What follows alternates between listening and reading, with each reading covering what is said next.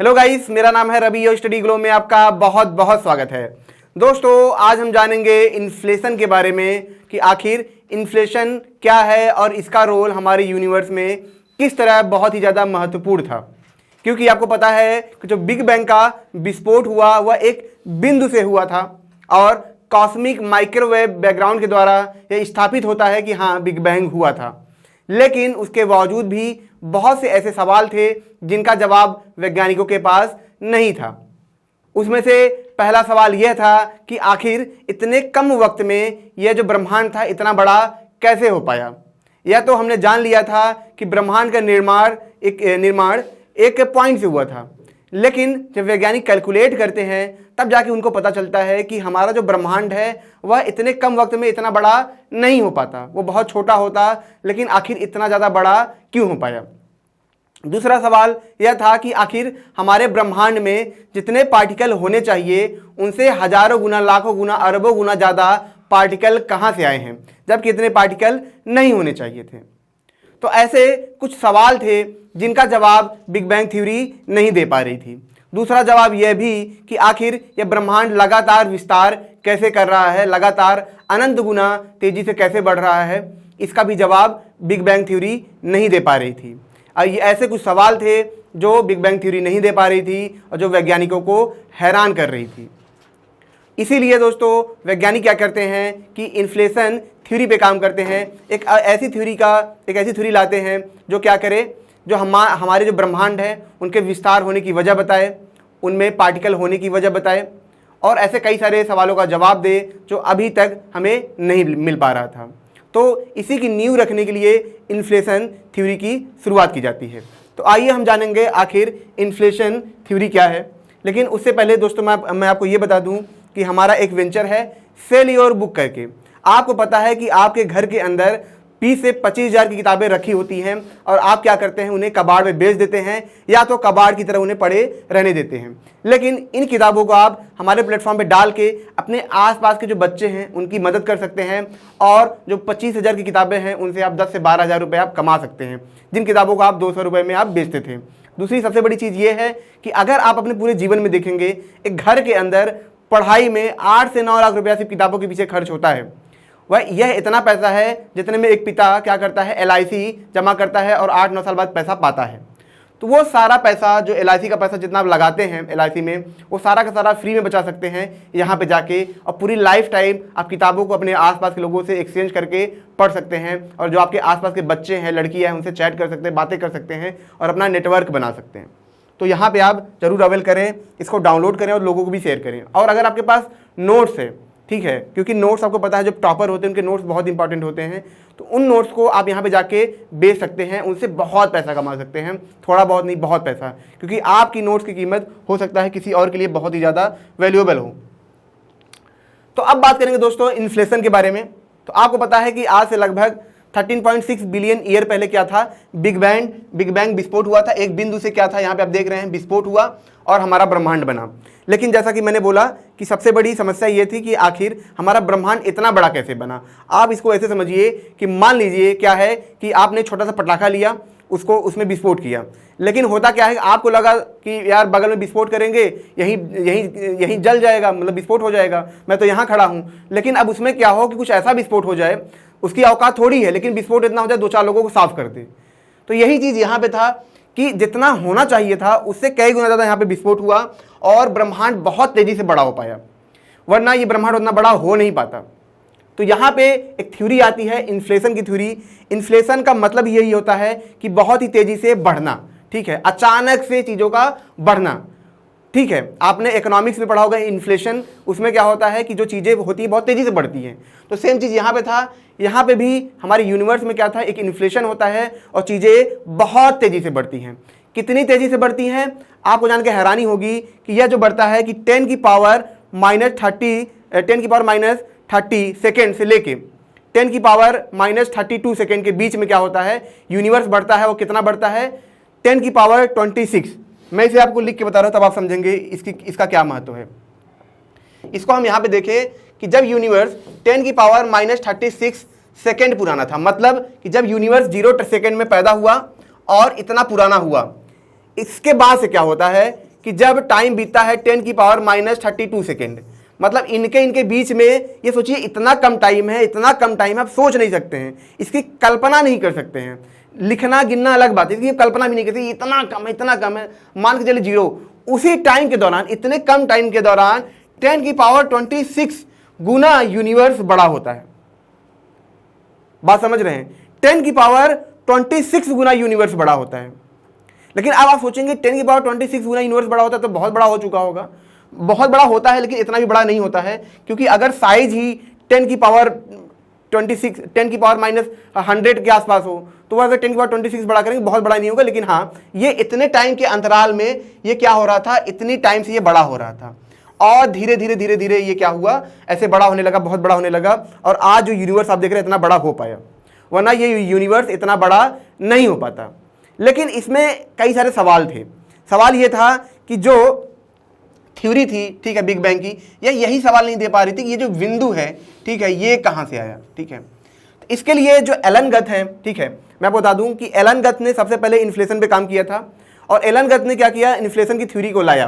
तो यहाँ पे एलन गथ ने ये तो सवाल का जवाब दे दिया कि यूनिवर्स इतने कम टाइम में एक्सपैंड कैसे हुआ, इतने कम टाइम में चीजें कितनी ज्यादा कैसे बढ़ पाई और लगातार यूनिवर्स कैसे एक्सपैंड हो रहा है, इन्होंने जवाब दे दिया। आपको जान के हैरानी होगी, इन्होंने प्रेडिक्शन किया था। प्रेडिक्शन ये किया था कुछ ऐसे वेव्स रेज होंगे जो हमें हमारे आसपास दिख रहे होंगे, तो 2014 में वो देखा भी गया।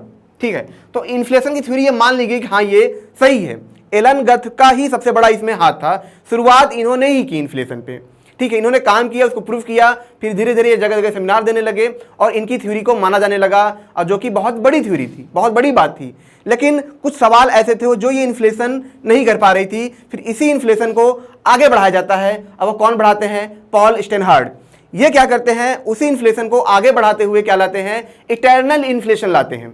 एक ऐसा इन्फ्लेशन की थ्योरी लाते हैं जो किस बात को बताती थी कि जो इन्फ्लेशन है वह एक टाइम पे नहीं हुआ है, वह होता रहेगा और होता रहा है और आगे भी होता रहेगा। मतलब ये एक ऐसी थ्योरी लाते हैं इन्फ्लेशन की जो इस बात की घोषणा करती है कि इन्फ्लेशन हर एक पॉइंट पे होगा, हर एक जगह पे होगा और वह होता रहेगा। और इसी की वजह से क्या है दोस्तों कि ये जो यूनिवर्स है लगातार इतना बड़ा होता जा रहा है। अब आप सोचेंगे सर ये कैसे हुआ?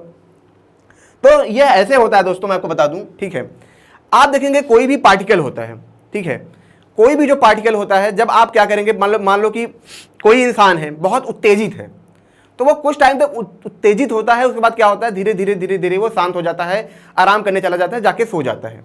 तो जब आप देखेंगे जो उत्तेजित था वो, ठीक है, तो वह क्या था, उसका हाइपर स्टेट था, मतलब वो उसकी एक अवस्था थी। अब जब उत्तेजित होता है तो अपनी ऊर्जा खत्म करेगा, कुछ टाइम बाद वो थक जाएगा, ऊर्जा खत्म करने के बाद फिर क्या होगा, आराम करेगा, जाके बिस्तर पे सो जाएगा। तो जो सोना है वो भी अपने आप में क्या है, एक अवस्था है। ठीक है, तो वो दोनों क्या है, अपने आप में स्टेट हैं। ठीक है, और हायर स्टेट में जाने के बाद हमेशा इंसान लोअर स्टेट में आता है, आराम करना चाहता है, यही होता है। यही चीज पार्टिकल के साथ भी होते हैं। आप पार्टिकल को देखेंगे, जैसे सूरज है हमारा, क्या है, मान लीजिए कि एक छोटा सा टुकड़ा है ब्रह्मांड का, वह क्या है, अभी हाइपर स्टेट में है। किस स्टेट में है? हाइपर स्टेट में है। लेकिन एक वक्त के बाद ऐसा आएगा, वो धीरे धीरे धीरे धीरे ठंडा हो जाएगा और लोअर स्टेट में चला जाएगा, मतलब ठंडे स्टेट में चला जाएगा, एकदम शांत हो जाएगा। तो यहाँ पे जो पॉल होते हैं यह बताते हैं कि जब हमारा बिग बैंग विस्फोट हुआ, जब हमारा बिग बैंग विस्फोट हुआ तो यहाँ पे जो पार्टिकल थे ये किस फॉर्म में थे, बहुत ही हाइपर स्टेट के फॉर्म में थे, मतलब बहुत ही ज़्यादा एग्रेसिव फॉर्म में थे, बहुत ज़्यादा इनमें ऊर्जा थी, बहुत ज़्यादा इनमें ताकत थी। लेकिन यह क्या थे, ठंडा होना चाह रहे थे, लोअर स्टेट में जाना चाह रहे थे, वैक्यूम स्टेट में जाना चाह रहे थे। दुनिया के जितने पार्टिकल है दोस्तों, ये हर कोई वैक्यूम स्टेट में जाना चाहते हैं। मतलब ये क्या करते हैं, शांत होने की कोशिश करते हैं, अपनी ऊर्जा का क्षय करने की कोशिश करते हैं, डिके करने की कोशिश करते हैं। मतलब कि जैसे एक लाइट है, अगर वो लाइट चल रही है, मान लीजिए उसकी कुछ अपना स्पेक्ट्रम है, उसकी एनर्जी है, उसकी हीट है, तो वह क्या करेगी, कुछ वक्त ब्रह्मांड में चलेगी और हर वक्त क्या करेगी, अपना रेडिएशन क्या करेगी, खत्म करती रहेगी, अपनी एनर्जी खत्म करती रहेगी। कहाँ से? टकरा के। और एक वक्त ऐसा आता है कि वो अपनी एनर्जी पूरी खत्म करती जाती है और बहुत कम रह जाती है। वो पूरी तरीके से खत्म नहीं होती है, लेकिन वो इतनी कम हो जाती है कि उसकी एनर्जी लगभग 0 हो जाती है। तो वैसे ही जो पार्टिकल होते हैं दोस्तों, जब बिग बैंग हुआ तो यहाँ पे जो पार्टिकल थे ये क्या चाह रहे थे, ये ठंडा होना चाह रहे थे, ये ऐसे स्टेट में जाना चाह रहे थे जहाँ पे जाके ये एकदम आराम कर सके, एकदम 0 अवस्था में जा सके, मतलब सो सके। तो अभी इनमें ऊर्जा ज़्यादा थी, ठीक है। तो बहुत सारे पार्टिकल क्या हुए, जब धीरे धीरे यहाँ पे माहौल ठंडा होता है, बहुत सारे पार्टिकल क्या होते हैं, किसमें जाते हैं, जीरो स्टेट में जाते हैं, क्वांटम जीरो स्टेट में जाते हैं, ठीक है, जीरो एनर्जी लेवल पे जाते हैं, वहाँ पे जाना चाहते हैं। बहुत से पार्टिकल ऐसे होते हैं हाइपर स्टेट में जाते हैं, ठीक है। इसको आप ऐसे समझिए, जो क्वांटम फील्ड होता है, क्वांटम फील्ड का मतलब क्या है, आप आसान भाषा में समझिए। जैसे मान लीजिए इलेक्ट्रॉन है, इलेक्ट्रॉन की अपनी आइडेंटिटी है, ठीक है। तो वह क्या करेगा, जब क्वांटम फील्ड के पास जाएगा तो क्वांटम फील्ड क्या करेगा, उसको उसी के कैरेक्टर के हिसाब से एनर्जी देगा, ठीक है। प्रोटॉन को प्रोटॉन के हिसाब से एनर्जी देगा, जिसको हिग्स फील्ड भी बोलते हैं। वह अलग अलग पार्टिकल को उसके हिसाब से क्या करेगा, उसको ऊर्जा देगा। इसीलिए क्या होता है, जो पार्टिकल होते हैं वो क्या करते हैं, जाके फील्ड से टकराते हैं, उस फील्ड से क्या करते हैं, कांटेक्ट करते हैं। सिंपल से आसान भाषा में ऐसे समझिए, मान लीजिए आपके पास क्या है, राशन कार्ड है। तो अलग अलग इंसान, घर की कैपेसिटी का राशन कार्ड अलग अलग होता है। जब आप दुकानदार के पास जाएंगे, उसके पास जाएंगे, तो वो क्या करेगा, आपको आपके आधार कार्ड के हिसाब से आपको अनाज देगा। तो सेम चीज यहाँ पे था, जब बिग बैंग हुआ तो जो पार्टिकल पैदा हुए, हर अलग अलग पार्टिकल के हिसाब से क्या था कि जब ये जाते क्वांटम फील्ड के पास जाते, तो वह इनके हिसाब से क्या करता, इनको अलग अलग कैरेक्टर के हिसाब से इनको पावर देता, इलेक्ट्रॉन को अलग देता, अलग हर चीज को अलग देता। तो हर पार्टिकल क्वांटम फील्ड में जाना चाह रहा था, स्टेबल स्टेट में जाना चाह रहा था। उसी दौरान क्या होता है कि बहुत से ऐसे पार्टिकल होते हैं, वह क्या होते हैं कि ऐसे स्टेट में चले जाते हैं जिसको मेटा स्टेबल स्टेट बोलते हैं, ठीक है। ये एकदम अलग स्टेट था। इसमें क्या था कि जब भी कोई पार्टिकल इस स्टेट में जाएगा, इस क्वांटम फील्ड के स्टेट में जाएगा, तो वह क्या करेगा, इसमें फंस जाएगा। यह जो क्वांटम स्टेट लेवल था, यह जो अवस्था थी, ठीक है, ये जो फील्ड था, जब भी पार्टिकल मान लीजिए जीरो लेवल पे जाना चाह रहा था, लेकिन वह ऐसे वैक्यूम लेवल पे जाना चाह रहा था, लेकिन वह जाके ऐसे स्टेट में चला जाता है जहां पे यह अपनी एनर्जी ना तो निकाल पाएगा, ना तो ऑब्जर्व कर पाएगा। और ऊपर से प्रेशर इतना ज़्यादा होता है, इस वक्त इतना ज़्यादा प्रेशर होता है, इतना ज़्यादा प्रेशर होता है, जिसकी वजह से यह जो पार्टिकल होते हैं हाईली प्रेशराइज्ड हो जाते हैं। और इनके अंदर क्या होता है, एक तरीके से नेगेटिव कैरेक्टरिस्टिक आ जाता है। नेगेटिव कैरेक्टरिस्टिक का मतलब क्या है, नेगेटिव कैरेक्टरिस्टिक का मतलब ये है कि जैसे हमारा ये पेन है, मान लीजिए इसके अंदर पॉजिटिव कैरेक्टरिस्टिक है, तो जब ये नीचे गिरेगा तो क्या होगा, जब ये नीचे गिरेगा तो धरती इसको खींचेगी। लेकिन अगर इसकी कैरेक्टरिस्टिक नेगेटिव होगी तो क्या होगा, यह ऊपर जाएगा। मतलब जितना ज़्यादा ग्रेविटी इसको खींचेगी, वह इतनी ही तेजी से ऊपर जाएगा। तो ये चीज़ यहाँ पे पैदा होती है, क्योंकि इतना ज़्यादा इसके ऊपर फोर्स पैदा हो जाता है, इतना ज़्यादा फोर्स पैदा हो जाता है कि जिसकी वजह से इसके अंदर जो कैरेक्टरिस्टिक आती है नेगेटिव आ जाती है। अब यहाँ पे बात समझिए, आप इसको एग्जांपल से हम और समझाएंगे।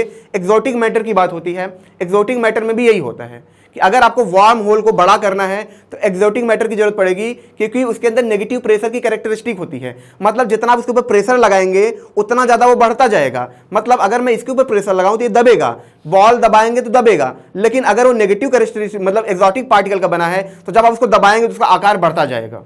तो ये उल्टा काम करता है। आप समझेंगे सुपर फ्लूइड का, अगर समझें हमारे दैनिक जीवन से आप समझें तो जो सुपर फ्लूइड होता है उसमें भी यही कैरेक्टरिस्टिक आते हैं। जो हीलियम 4 हुआ, अगर उसको हम सुपर फ्लूइड बनाते हैं उसमें भी यही कैरेक्टरिस्टिक है। वह उस ग्रेविटी के अगेंस्ट वो काम करता है, फ्रिक्शन के अगेंस्ट वो काम करता है।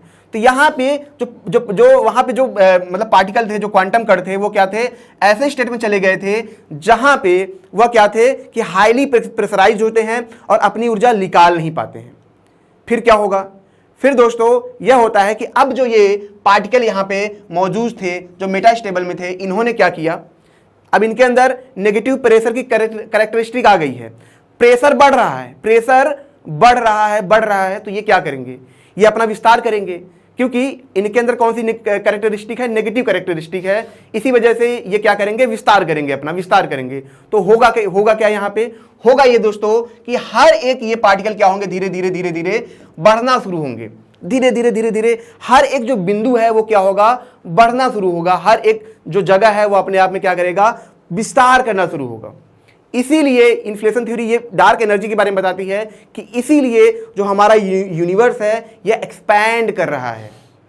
ये बोलते हैं कि जो पार्टिकल थे उस वक्त इतना ज़्यादा मेटास्टेबल में चले गए, अब वो क्या हो रहा है कि उनके अंदर जो कैरेक्टरिस्टिक है नेगेटिव प्रेशर की, इसकी वजह से इनका साइज बढ़ रहा है। जब इनका साइज बढ़ेगा, आप बात समझिए, जब इनका साइज बढ़ेगा तो ये स्पेस को भी बढ़ाएंगे, ये जगह का विस्तार करेंगे, और जब जगह का विस्तार होगा तो ये सब क्या होंगे, फैलेंगे। जैसे मान लीजिए कि ये क्या है, आपके पास एक गुब्बारा है, गुब्बारे में आपने कई सारे पॉइंट्स बना दिए यहाँ पे, ठीक है। अब आप गुब्बारे को क्या करेंगे, फूकेंगे, तो क्या होगा, इसकी जो जगह है ये बढ़ेगी। जब जगह बढ़ेगी तो गैलेक्सीज के बीच में क्या है, दूरी भी बढ़ रही है।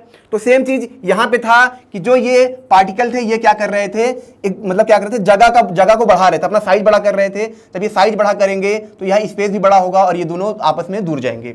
इसी वजह से जो गैलेक्सीज थी लगातार दूर जा रही थी। और यहीं पे ये बोलते हैं, जो इटर्नल इन्फ्लेशन की थ्योरी होती है यह बोलती है कि यह जो प्रक्रिया है ये हमेशा चलती रहेगी। और जब ये बिंदु बड़ा होगा, ठीक है, यह बिंदु अपने आप में एक बिग बैंग होगा। मतलब कि जो पॉइंट है जो बड़ा हो रहा है, ठीक है, ये जो पॉइंट है ये जो बड़ा हो रहा है ये भी अपने आप में क्या है, बिग बैंग है। वैसा ही बिग बैंग है जैसे हमारा बिग बैंग हुआ है। मतलब हमारा बिग बैंग भी क्या हुआ है कि पार्टिकल को एक ऐसे स्टेट में जाने से हुआ, मेटा स्टेबल में जाने से हुआ, जहां पे जाके पार्टिकल नेगेटिव प्रेशराइज हो गया और ऐसे हमारा ब्रह्मांड फैलने लगा।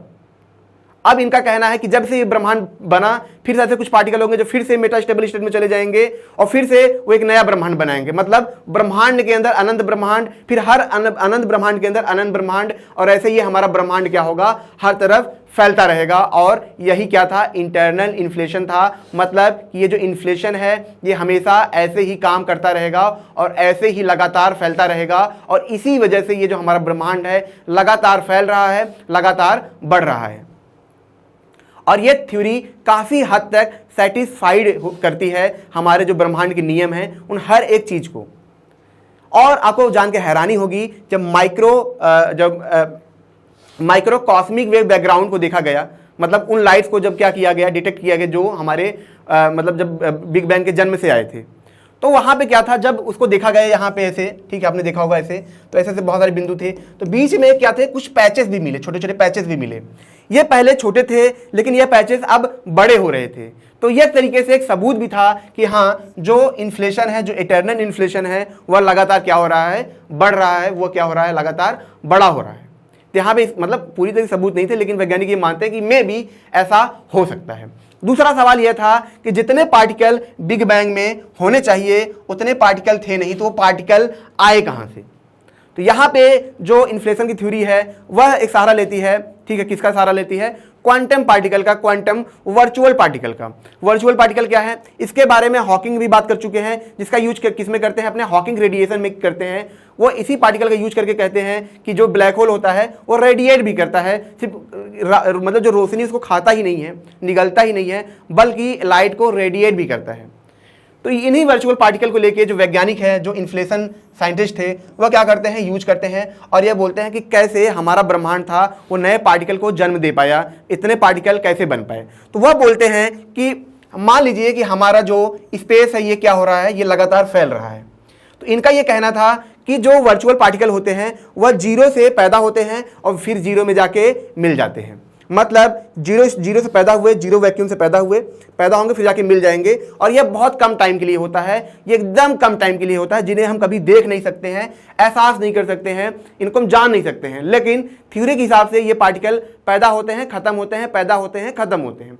मान लीजिए कि ये क्या है, के पास जीरो जगह है, ये ऐसी जगह है जहाँ पे कुछ नहीं है। तो यहाँ से क्या होगा, एक पार्टिकल ऐसे पैदा होगा, एक एंटी पार्टिकल पैदा होगा। जब पार्टिकल एंटी पार्टिकल जाके मिलेंगे वो फिर से किस में बदल जाएंगे, जीरो में बदल जाएंगे। और यह प्रक्रिया हर एक जगह पे हो रही है। इसको ऐसे समझिए कि मान लीजिए आपके पास क्या है, जीरो है, जीरो एक अंक है, आपने क्या किया, इस जीरो कैसे लिखा, +1 -1। ये +1 क्या है, पार्टिकल है, ये -1 क्या है, एंटी पार्टिकल है। मतलब +1 निकला, -1 निकला, फिर से अगर इनको हम जोड़ दें, फिर से देखिए यहाँ पे जोड़ रहे हैं, फिर से जीरो आ रहा है, जीरो से पार्टिकल एंटी पार्टिकल, फिर से जीरो, फिर से पार्टिकल एंटी पार्टिकल, फिर से जीरो। यह बार बार ये हो रहा है, जीरो से पार्टिकल एंटी पार्टिकल निकल रहे हैं, मिल रहे हैं, जीरो हो रहे हैं, फिर से हो रहे हैं।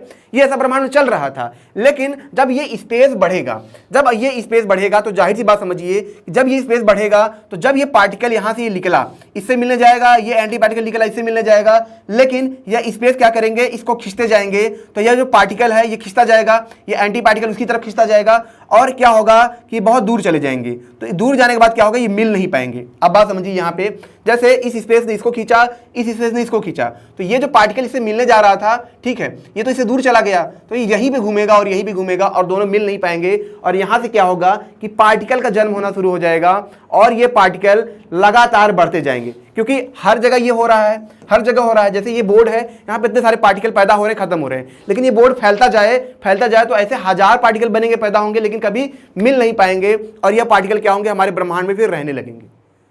और यही वजह थी, यही इन्फ्लेशन बताता है कि पहले तो जो पार्टिकल थे, जो बबल था छोटा छोटा, जो पैचेस थे, वो बड़े हो रहे थे, मल्टीवर्स थी, मतलब अनंत ब्रह्मांड बना रहे थे। और जब वो बड़े हो रहे थे तो स्पेस को बड़ा कर रहे थे, और स्पेस को जब ये बड़ा कर रहे थे तब ये पार्टिकल एक दूसरे से मिल नहीं पाए और ये पार्टिकल फिर ब्रह्मांड में रह जाते हैं। और इन्हीं के रहने की वजह से ये अनंत जो पार्टिकल हैं वो पैदा होते हैं। जो हमने कैलकुलेट किया था जितने पार्टिकल होने चाहिए, उससे ज़्यादा पार्टिकल जो आए थे वो यहीं से आए थे, क्योंकि स्पेस स्ट्रेच हो रहा था और स्ट्रेच होने की वजह से ये पार्टिकल एक दूसरे से मिल नहीं पाए और इसी ब्रह्मांड में ये रह गए। और यही क्या है, ये हमारे पार्टिकल को जन्म देते हैं। मान लीजिए कि इसको हम ऐसे समझें कि मान लीजिए एक आदमी है और एक औरत है, आपको पता है दोनों शादी करते हैं, उनके बच्चे होते हैं और फिर वो ख़त्म हो जाते हैं। लेकिन अगर ऐसा हो कि ये ख़त्म ही ना हो, ये कभी ख़त्म ना हो, उनके बच्चे हुए कभी ख़त्म ना हो, तो नंबर ऑफ क्या होगा, संख्या बढ़ती जाएगी। तो सेम चीज़ यहाँ पे था, इनको ख़त्म हो जाना चाहिए था, पर ये ख़त्म नहीं होते हैं और लगातार स्पेस का विस्तार होता है और लगातार ये पार्टिकल जन्म लेते रहते हैं। और इसी वजह से हमारे ब्रह्मांड में इतने ज़्यादा पार्टिकल हैं, और इसी वजह से जब ब्रह्मांड क्या कर रहा है, एक्सेलरेट कर रहा है, तो जो नए पार्टिकल आ रहे हैं वो इन्हीं की वजह से आ रहे हैं।